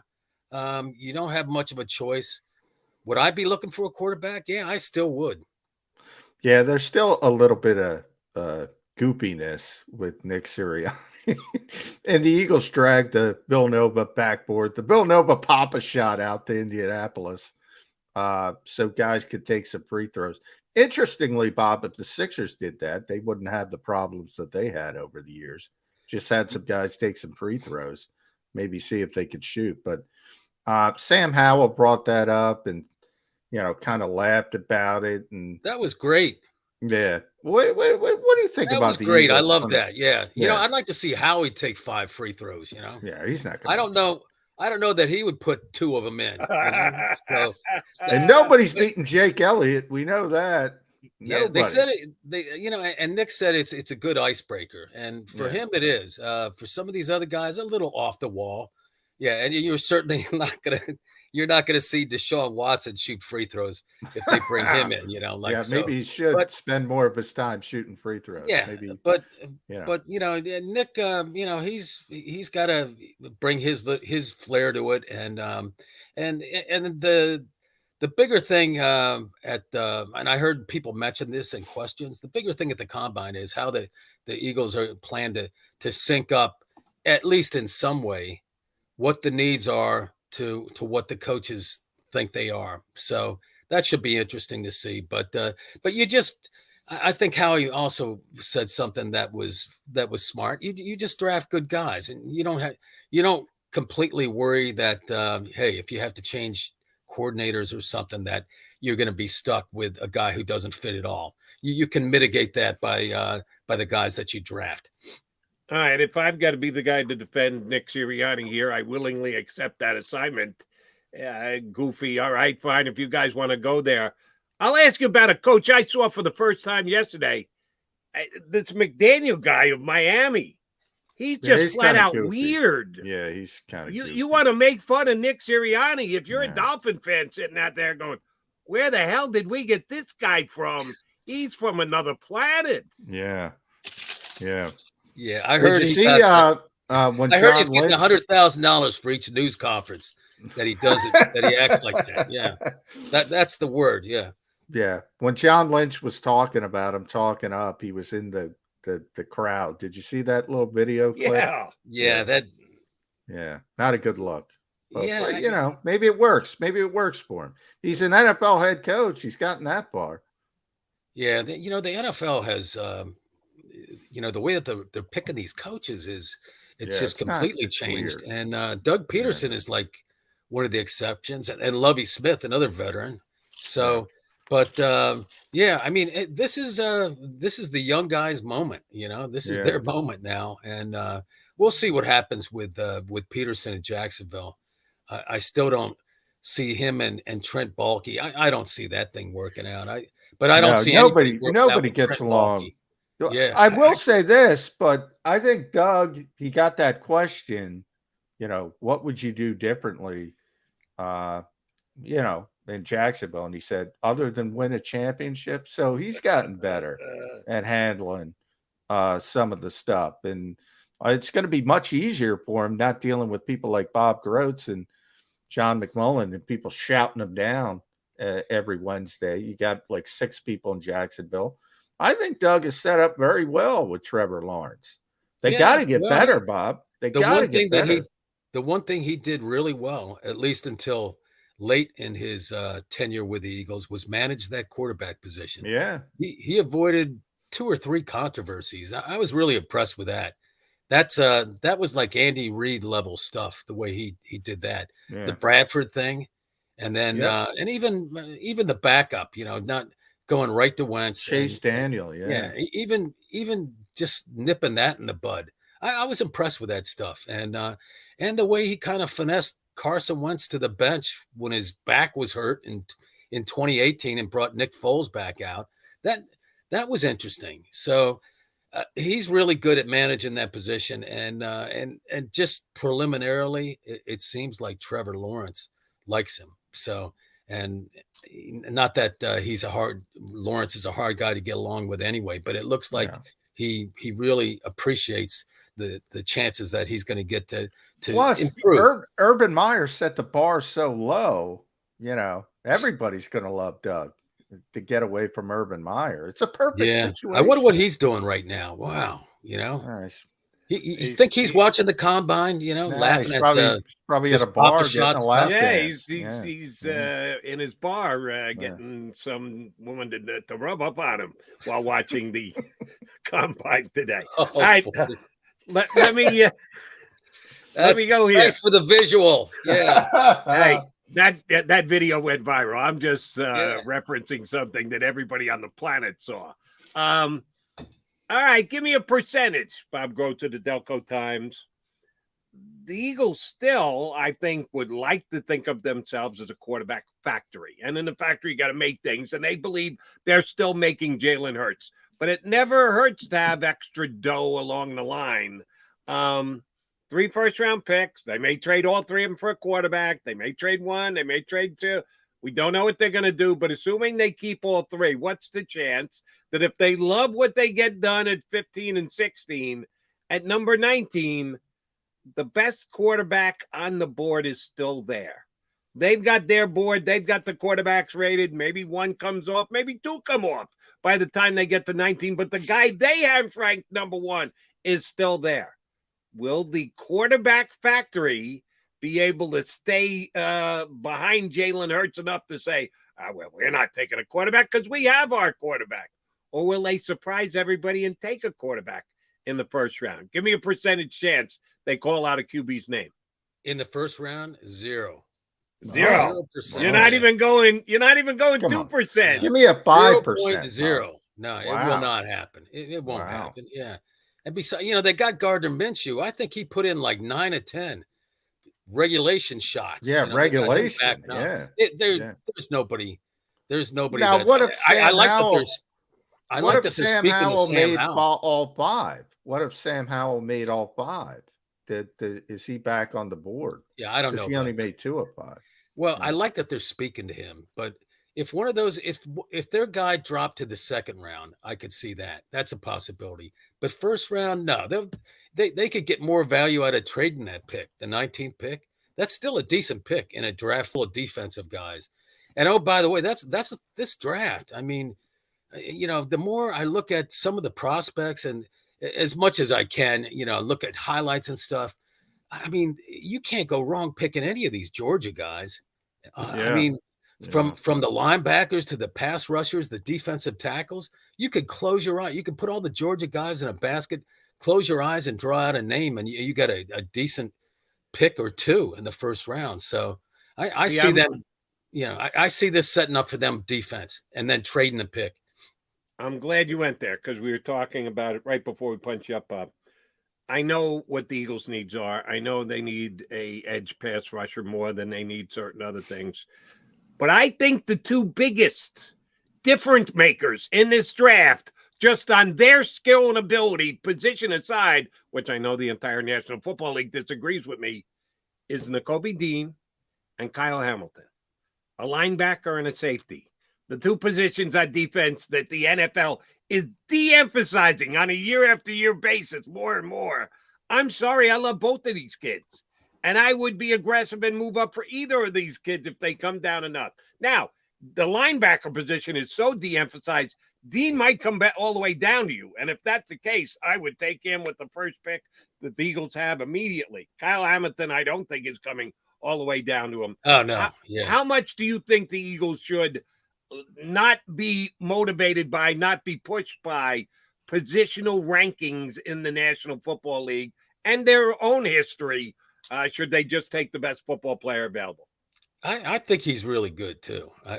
Watching him in a lot of these big games, he was the guy that always showed up for Georgia. So, but you do have philosophies, and for the Eagles, it's the first priorities are the offensive and defensive lines, and then you're on defense. You're looking at the edge rushers, and also the cornerbacks. That's kind of the way that they do it. So, I don't know that he would be there anyway at 15. I think somebody would probably take a shot at him before. I think he's going to go higher than people than they think. But would I do it? Yeah, I mean that guy, and the safety. I guess. I mean, it would take a first round pick to move up to get that safety. It would take two picks. So, and you can't. I don't know that I would do that. I think there's plenty other value, right? I mean, but those are two intriguing prospects. And they the safety. I'm starting to wonder, the Notre Dame safety. I'm starting to wonder if he's too good to be true. Because a lot of people are just. I mean, he's just. Well, he is. But for different reasons. Jody and I were talking about this. John, I talked about this yesterday. He is so unique. He's like a unicorn. He can play everywhere. And everybody talks about that kind of stuff, but they never do it. They just line him up at strong safety, and then he's not the player he should be. Like the Cowboys, I compared him to Micah Parsons. Micah Parsons, you had everybody talking about Parsons as he's an all-ball linebacker. Or he's an edge rusher. You and I talked about that. His arms are too short to be an edge rusher. And all of a sudden he shows up and he can do everything. And they move him all over the place. And he's the best stinking defensive rookie since Lawrence Taylor. Yeah. But that was out of necessity, Bob, because DeMarcus Lawrence got hurt. If DeMarcus Lawrence doesn't get hurt, they just put him at all-ball linebacker, and he's not Micah Parsons. They had a good defensive coach, too. Yeah, I mean that guy, that coordinator, Dan Quinn, he knows he really knows how to put his personnel in the best possible situations. Unlike some other guys, and I'm not going to mention any names, like that are enamored with scheme and they forget about the players that they actually have and how to play to their strengths. But I don't know if you would even know who I'm talking about. But Quinn is really good in that respect. So, but you could do a lot. Let's be honest. I mean, that Notre Dame safety, you could do a lot to play all over to scheme a defense around him, and you could do a lot to scheme a defense with Hutchinson or Thibodeau, those guys up top. So, there's 4 or 5 guys, real difference makers up top, and and then got offensive linemen. I think this is a decent draft for depth and a great a great draft for defensive help, which is what by the the Eagles way, need. we talked about this yesterday on the show. Bucky Brooks, who does a nice job, who was prominently displayed yesterday on the NFL Network all day long. He came out with his mock draft. Kyle Hamilton falling to number 15 to the Philadelphia Eagles. No. His lips, the football god's ears. I don't think that has a chance in hell of happening, but if it does, man, would that be good for the Eagles? All right, let me ask you about a player. We all want to talk draft. We all want to talk about free agency. How about an Eagle player who could either stay or go? Will Boston Scott be on the Philadelphia Eagles this upcoming season? Well, he's restricted, so there's a lot of running backs in the draft, though. I wouldn't be surprised if he moved on, but he's going to have no problem getting a job. He could end up moving on because of the depth of. Is that a good thing or a bad thing? I think it's. I'm looking at these other guys in the draft and what they have, the options that they have. It's a tough decision, but it's a good thing. Now, the tougher decision to me at running back, and we've been talking about this, Bob, so I'll run it by you, is Miles Sanders, because he's entering the final year of his rookie deal. The Eagles aren't going to extend him. They don't like spending money at that position. So he's going to play out the final year of his rookie deal, and he's going to either, finally break out and become the 1,300-yard runner that people thought he would become and be too expensive, or be that same guy who's right at 800 yards and he's okay. He's a good player. He's not a great player. He makes some bad mistakes you live with. Either way, is there any chance Miles Sanders earns a second contract in Philadelphia? Because they're not going to want to pay him if he plays to that level. And if he doesn't, why would they want him? Is this it for Miles Sanders? It all depends on performance, like you were just talking about. So I don't think I don't think they've ruled out giving him an extension. It's going to depend on whether he can stay healthy. He's still got a lot of talent. He does. Are they going to give him would they want to extend him for several years? I'm not so sure about that. And then as I was talking about, and all the scouts or the NFL scouts or the draft nicks and all that, they're talking about the depth of running backs in this draft. Yeah, they are. You're gonna be able to get somebody in there. There's a lot of those guys. So, but with Miles Sanders, it's that reliability thing too. He's missed too many games for me. I mean, I want a guy who's going to be there. Like, I know that position takes a beating, but I want a guy that I can count on week in and week out, So, and there's your argument for not signing him long term because of that. Then let me get both you guys on the record on this one. Since you're both like Miles Sanders, probably not. Boston Scott, nah. He'll land somewhere. They ain't over here. Who the hell's going to carry the ball for the Eagles next year? Are you ready to give it to Kenny Gainwell 15 times a game? They're going to draft. They're going to draft a running back. Yeah, whoever they draft. They're the number one running team in the National Football League. They got to have somebody actually carry the football to be the number one rushing team. Well, that's the point. It doesn't matter who was running the football. They ran it effectively. So why not get a cost-effective? We had Tommy Lawlor on, Bob. He brought up Elijah Mitchell in San Francisco. I think it was a 6th-round pick, and he was really good. Bob Grotz and Jody McDonald could get 4 yards behind the Eagles' offensive line. I mean, that's and look at who they ran it against. Yeah, they ran it a lot, but they ran it most effectively against teams that didn't have great defenses. I mean, let's be honest about that. Who did they run against that had a good defense? Well, they ran. Yeah, they ran the ball well against the top 10 run defenses. There was that streak where they had like 3 top 5 run defenses. That's what you wanted to do. You wanted the Eagles. If The Saints, I think, were number one. Yeah, when they yeah. came You to were a town, good and they team, ran though. it You down Washington, their throat, yeah, too. Washington was third, I think, when the Eagles. They ran the ball against everybody. But you wanted, I mean, you knew that the Eagles weren't going to beat you. If you're a good team, you knew they weren't going to beat you with that run game. No, you always want. You got to be able to throw the ball. So, yeah, I mean, so they let him. I mean, that's kind of a deceptive number. Is the offensive line really good? Yeah.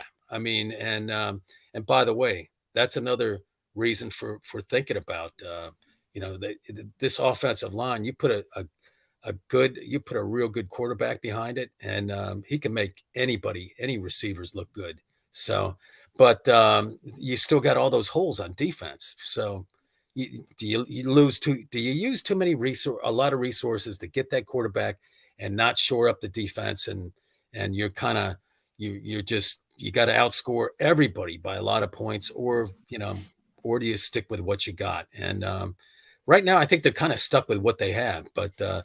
Yeah, I mean, I think you could put just about anybody back to what we were talking about. I think you could put a lot of guys, and everybody's got talent. Put just about anybody with talent, including guys fresh out of the draft. There's some power backs.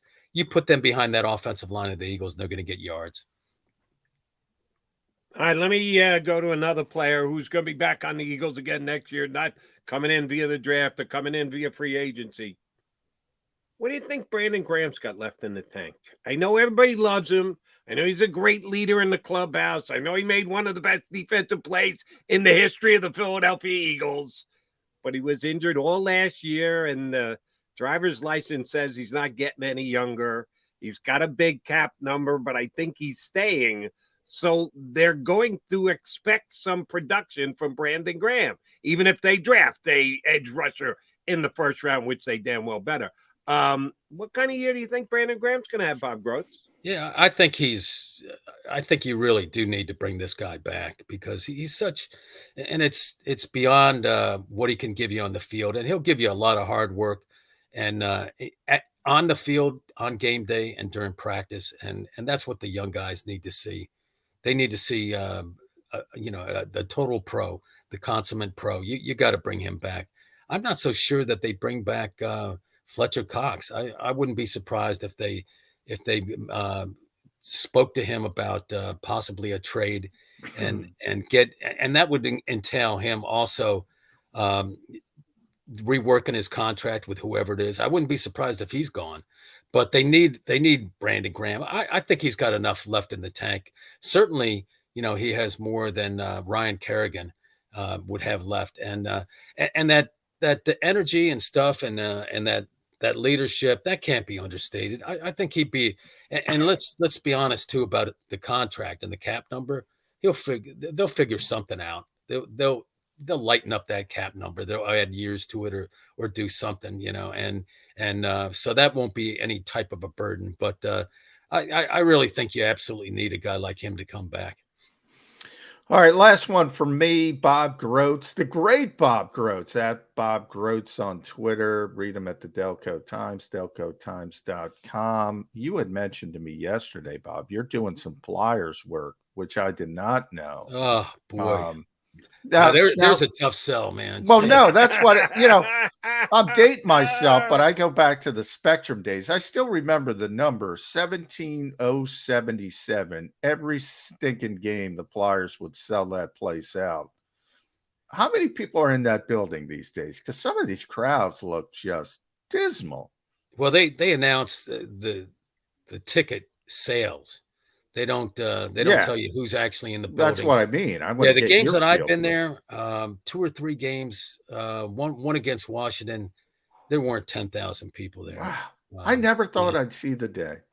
Those fans. And Washington's not like Edmonton. That we can get people come up the Turnpike to watch the Caps play. They're a good team, and they're a couple-hour drive away. That's shameful if they're getting that small a crowd. Yeah, they're taking their lumps. There's no doubt about that. And this sounds like an excuse, but that whole thing with the vaccination stuff, you got to show proof of vaccination Yeah. or a test. You don't have to do that now, but that didn't help either. I mean, that hurt. I don't, I'm not a CDC guy, so, but that's not good. I mean, you go in there and you're haggling about that is going to prevent some people from even trying to get tickets, on that secondary market. You're going to, I need this, and so the Flyers, but every time every time I saw him at a press conference, I just felt bad for the guy, the coach. I mean, what can you do? I mean, and I'm telling you guys, I think he's doing a great job. I mean, I've never seen injuries like that. He just, who he's got to mix and match together and stuff. I'd never seen injuries like that before. And I'm even starting to feel sorry for Fletcher. I mean, man, it's like, what did I do to deserve this? But this is this Flyers team is just, they just, oh man, it just. All right, so you're not blaming you're not blaming Fletcher. Who the hell are you blaming? Yeah, I guess they stink. I guess I'll have to jump on Hextall for some of those picks, and like Bobby Clark said, like Bobby Clark ripped him pretty good, and I'm starting to think, man, I mean, they just misevaluated him. They were the number one team in the East 2 years ago. Yeah, but those were all Hextall played. So we're blaming Hextall 2 years after the fact. No, that guy, Alain Vigneault, and I'm blaming him. Alain Vigneault. He does not develop guys. It's like, and he doesn't have time for them. He was like Doug Peterson with the Eagles. You make mistakes, you ain't gonna play. And that kind of helped write Doug Peterson's ticket out of town. He never really developed the young guys. So, but Vigneault, the same thing. And now they got a bunch of guys that are just kind of looking at each other. And it's not fun to watch because you kind of realize what's going to happen. They're going to play them close, but something's going to happen in the third period and they're going to lose. So it's going to be tough. We got off on a hockey tangent. How? I don't really know. I want to know who the next coach is going to be. Bob Grotz. We could have talked Sixers. We could have talked the CBA and the MLB. We could. Well, he said he was going down there, so I had to ask him. Yeah. Hey, the Sixers. Sixers How are about that, Jody Mack. Yeah. How about these morons who are worried about picking up? Oh, you can't get James Harden. You can't give up Ben Simmons for James Harden. Yeah. I mean, come on. Yeah. Or he's got nothing left. That's a ticket you want to get your hands on. Flyers tickets, good seats available, according to Bob Grotz. Sixers tickets, good luck with that. Get ready to go deep into the wallet. As we have to do to get Bob Grotz to come on the show, we have to pay him the big bucks too. Bob, the check's in the mail, big guy. All right, guys. I still owe Bob a coffee. Jeez, paying the big bucks. But I haven't seen you in a while, so And you're starting to fade out. Yeah. Next time you guys see each other, you probably won't have to be tested. Or cross our fingers. You never really know. At least for COVID. With Grotz, you don't know. We test Grotz for a straight jacket. Bobby, good stuff. Thanks for coming on, buddy. Right, we'll get back to you in a couple weeks. See you, Bob. Bob Grotz, always entertaining from the Delco Times whenever he hops aboard Birds 365. All right, we got to come back, put a bow on the show. Combine week here on Birds 365. Go for the midnight dares. Go for the memories. Go for the view that goes on forever. Go for the bubbles in your bathtub and in your drink. Go to bed whenever you want. Or don't. Go for him. Go for her. Go for the win. Go to Ocean Casino Resort. Book your trip at theoceanac.com. At Stateside Vodka, every new customer gets the world's best rocks glass. Free. What's that? A rocks glass? You're telling me that bottle is cut in half? You could say that. Holy shit. And you're telling me I can get one of these glasses for free? That's right. One free rocks glass per customer with each first-time purchase of Stateside Vodka. So good, it just disappears. Imagine for a moment that you went to work today and when you came home, you were catastrophically injured. Your life and your family's life. That's what happened to union construction worker Mike Little. I was scared of what the end was going to be, but to be 100% honest with you, I knew I was going to be all right just by talking with Brian. In my heart, I just knew everything was going to be all right. Call the firm and find out why they say, "We got this." Call 215-458-2222.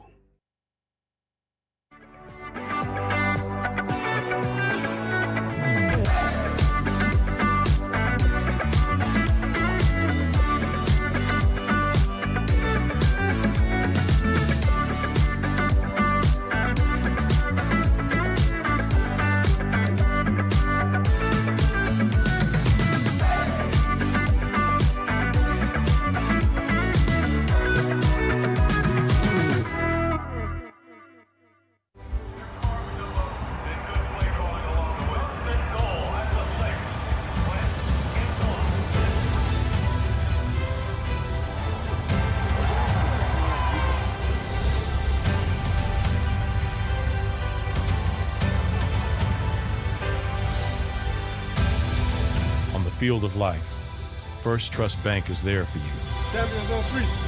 Because Philadelphia dreams deserve a Philadelphia bank.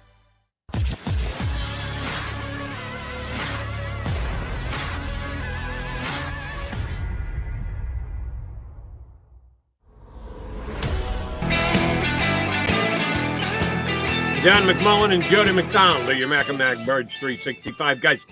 John, what are we going to ask the people to do before they tune out the show today?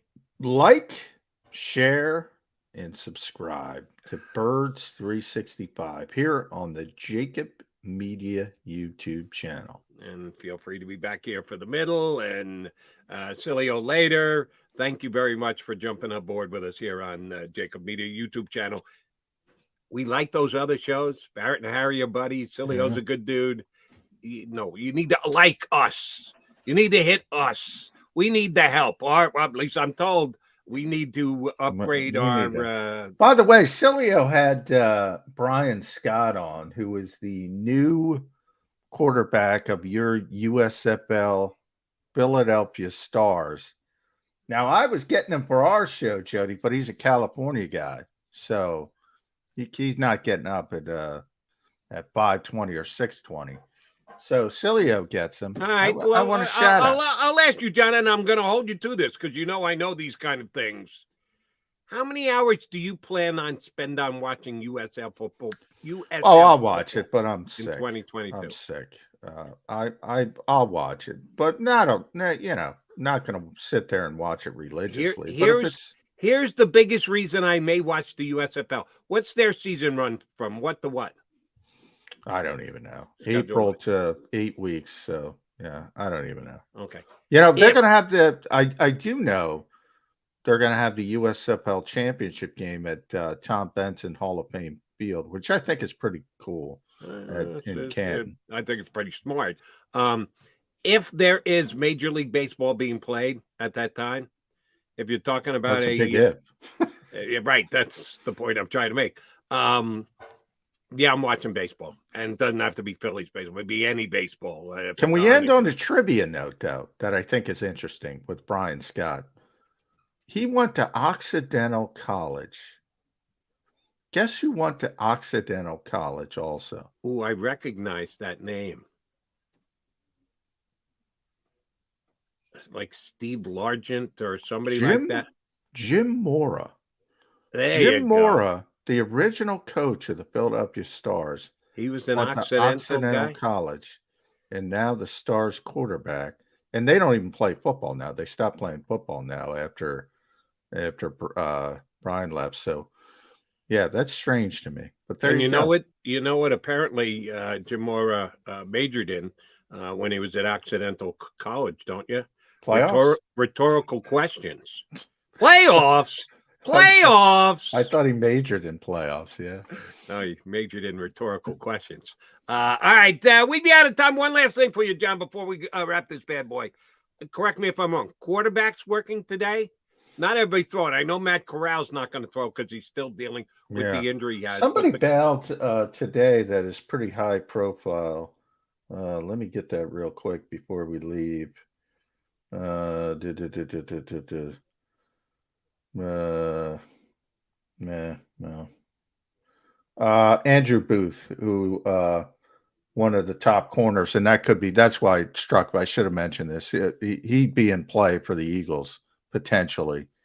He's not going to work out on field due to a strained quad, so that's a guy you should put an asterisk next to as a potential. So corners are working today. Our quarterbacks working. I don't know if they're working today. I don't know. I haven't looked at I thought today was quarterbacks, but it could. I might be wrong. It could be. It'd be interesting to see. I don't think Bob Grotz was great. 0% chance they take a quarterback in the first round. I'm going 13% chance. I'm right in between. I'm about 5. I doubt highly they're going there. 13. And very scientific, by the way. Part of it is because I don't love this group.